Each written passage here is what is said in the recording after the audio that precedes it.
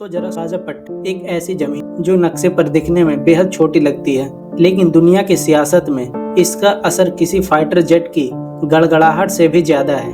यही वो जगह है जहां इंसानियत हर दिन इम्तिहान देती है, जहां बच्चे स्कूल की किताबों की जगह मलबों के ढेर गिनते हैं, जहां औरतें अपने घरों की राख से दुआएं तलाश करती है और जहां मर्द अपनी ही कब्र खोदते खोदते शहीद हो जाते हैं। गुरुवार की रात भी वही खूनी मंजर बना जब गाजा पट्टी के दक्षिणी हिस्से में इजरायली फौज और हमास के लड़ाकों के बीच भीषण झपट छिड़ गई। गोलियों की तड़तड़ाहट और बमों की गूंज ने आसमान को चीर डाला। इस लड़ाई में 4 इजरायल सैनिक मारे गए, लेकिन दूसरी तरफ इजरायल के हवाई और जमीनी कार्रवाई में 85 से ज्यादा फिलिस्तीनी अपनी जान गंवा बैठे। मारे गए लोगों में हमास के लड़ाके भी थे, लेकिन सबसे बड़ा दर्द यह है कि इन शहीदों के बेगुनाह बच्चे और मासूम औरतें भी शामिल थी। गाजा सिटी का हाल तो जैसे दुनिया से कटा हुआ इलाका बन चुका है। टैंकों और वायुसेना के लगातार हमलों ने पूरे शहर की दूर संचार प्रणाली तबाह कर दी है। इंटरनेट और टेलीफोन पूरी तरह ठप हो चुके हैं। लोग अपनों से बात नहीं कर सकते, किसी का हाल नहीं जान सकते। ऐसा लगता है मानो पूरा शहर एक जिंदा कब्रिस्तान में तब्दील हो गया हो। शहर के किनारे टेंट में शरण लिए बासेन अल कनौ जैसे हजारों लोग हैं, जिनके पास अब न खाना है, न दवा और न ही पनाह। बासेम ने रोते हुए कहा, हम कहाँ जाएं? खाने की कमी थी, लेकिन अब तो हर वक्त जान का डर है।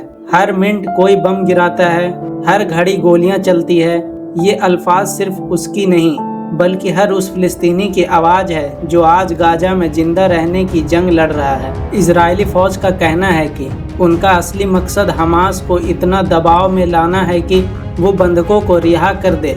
इस वक्त 48 बंधक उसके पास बताए जाते हैं, लेकिन अंदाजा है कि उनमें से सिर्फ 20 ही जिंदा हैं। ये आंकड़े सुनकर ही दिल दहल जाता है। सोचिए, उन 20 की सांसें भी शायद कब तक चलेगी कोई नहीं जानता। लेकिन कहानी सिर्फ गाजा तक सीमित नहीं है। वेस्ट बैंक भी अब खून खराबे से बचा नहीं। जॉर्डन की सरहद पर अलेबनी क्रॉसिंग पर फायरिंग में 2 इजरायली सैनिक मारे गए और उसी वक्त एक ड्राइवर जो फिलिस्तीनियों के लिए राहत सामग्री लेकर जा रहा था, वो भी गोलियों का निशाना बन गया। इजरायली फौज ने इसे आतंकी हमला बताया। इस बीच इजरायली लड़ाकू विमानों ने लेबनान में हिजबुल्लाह के ठिकानों पर भी धावा बोला, लेकिन वहां कितनी तबाही हुई इसका पूरा ब्यौरा अभी तक सामने नहीं आया। अब जरा सियासी मोर्चे पर नजर डालिए। गाजा जंग के फैसलों पर खुद इजराइल की हुकूमत और उनकी सेना के बीच गहरी दरारें नजर आ रही है। प्रधानमंत्री बेंजामिन नेतन्याहू और सैन्य नेतृत्व के बीच कई मुद्दे पर मतभेद खुलकर सामने आए हैं। सेना ने गाजा सिटी पर अस्थायी कब्जा और कतर पर हवाई हमले की राय से साफ इनकार कर दिया, यानी घर के अंदर भी एक राय नहीं है। यही वजह है कि अंतर्राष्ट्रीय मंचों पर इजराइल लगातार अलग थलग पड़ता जा रहा है। संयुक्त राष्ट्र सुरक्षा परिषद और आम सभा दोनों जगहों पर इजराइल के खिलाफ प्रस्ताव का समर्थन तेजी से बढ़ रहा है। अमेरिका और इजराइल के अलावा सिर्फ 10 देशों ने इनका विरोध किया, जबकि 142 देशों ने फिलिस्तीन का समर्थन किया। ये आंकड़ा बताता है कि दुनिया की सहानुभूति किस तरह झुक चुकी है। एक वक्त था जब यूरोपीय मुल्क इजराइल के करीबी दोस्त माने जाते थे, लेकिन अब वही मुल्क इजरायली प्रोडक्ट पर पाबंदियां लगाने और टैरिफ बढ़ाने की बात कर रहे हैं। ये सिर्फ सियासी दबाव नहीं, बल्कि एक तरफ का इकोनॉमिक बायकॉट है, जिससे इजराइल की पॉलिसी और ज़्यादा कमज़ोर होती जा रही है। यरूशलेम में मौजूद इजराइल डेमोक्रेसी इंस्टीट्यूट के प्रमुख योनाथन प्लेजनर भी मानते हैं कि जब सारे फैसले सिर्फ प्रधानमंत्री के हाथों में हो, तो सरकार और सेना के बीच मतभेद लाजमी है, और यही मतभेद इजराइल को अंदर से अस्थिर और बाहर से तन्हा बना रहा है। लेकिन सबसे बड़ा सवाल तो यही है, इन सब का असर गाजा के उन लाखों मासूमों पर पड़ रहा है जिनका इस जंग से कोई लेना देना नहीं है। बम बरसाते हैं तो उनके घर गिरते हैं, गोलियां चलती है तो उनके बच्चे मरते हैं, और जब नेता आपस में बहस करते हैं तो उनके पास खाने का एक निवाला तक नहीं बचता। गाजा में आज भी लाखों लोग शहर छोड़ने पर मजबूर हो चुके हैं। कई कारवां सुरक्षित जगहों की तलाश में दर बदर हैं, मगर लाखों लोग अब भी उसी नर्क जैसे शहर में फंसे हैं, जहां न पीने का पानी है, न बिजली, न दवा, इंटरनेट और टेलीफोन की बंदी ने इन्हें पूरी तरह दुनिया से काट दिया है।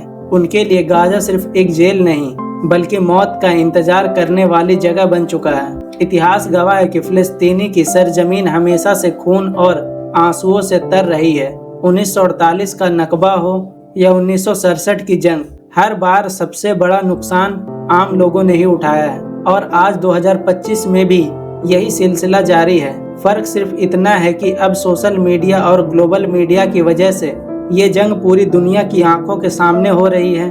लेकिन सवाल ये है, क्या ये खून खराबा कभी रुकेगा? क्या कभी फिलिस्तीनी बच्चा भी खुले आसमान के नीचे बिना डर के खेल पाएगा? क्या कभी गाजा की औरतें अपने बच्चों को स्कूल भेजते वक्त ये दुआ नहीं करेंगी कि खुदा उन्हें वापस ला दे? और क्या कभी इजराइल ये समझ पाएगा कि टैंकों और मिसाइल से हासिल की गई जीत दरअसल इंसानियत की सबसे बड़ी हार होती है? इतिहास हमें बताता है कि जुल्म चाहे कितना लंबा चले, इंसाफ की सुबह जरूर होती है। सवाल ये है कि वो सुबह कब आएगी, कब वो दिन आएगा जब गाजा अपने बच्चे पर डर के साए में नहीं बल्कि उम्मीद की रोशनी में बड़े होंगे। आज ये जंग सिर्फ सरहदों की नहीं है, ये जंग इंसानियत की रूह बचाने की है। और अगर हमने अब भी आंखें मूंद ली तो शायद कल इतिहास हम सबको कटघरे में खड़ा करेगा और पूछेगा, जब गाजा जल रहा था तब तुम कहाँ थे? दोस्तों, आप अपनी राय हमें कमेंट में जरूर बताइए और आपको यह वीडियो पसंद आया हो तो इसे लाइक करें, अपने दोस्तों के साथ शेयर करें और हमारे चैनल को सब्सक्राइब करना मत भूलिए।